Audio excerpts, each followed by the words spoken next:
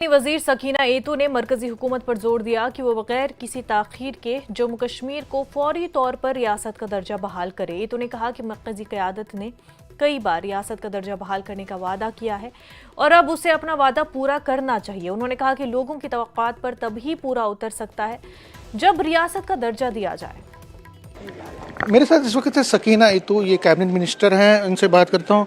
Ma'am, जो आपने बहुत सारी तरजीहात बोली और बहुत सारा आप चीज़ करने जा रहे हैं, लेकिन इसके लिए एक पॉलिटिकल विल भी है और स्टेटहुड का जो आपका जो रहता है कि स्टेटहुड मिलना चाहिए, तो क्या कहेंगे आप? स्टेटहुड का क्या है? स्टेटहुड मिलना चाहिए, ये खुद ऑनरेबल होम मिनिस्टर साहब की कमिटमेंट है पार्लियामेंट में कि जम्मू कश्मीर जो है उसका स्टेटहुड जो है वो वापस दिया जाएगा और ये इंशाल्लाह हमें यकीन है वो अपनी कमिटमेंट को पूरा करेंगे।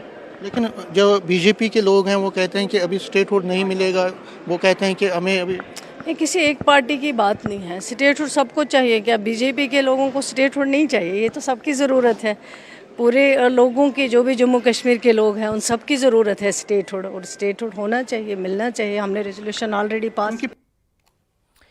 धर रोड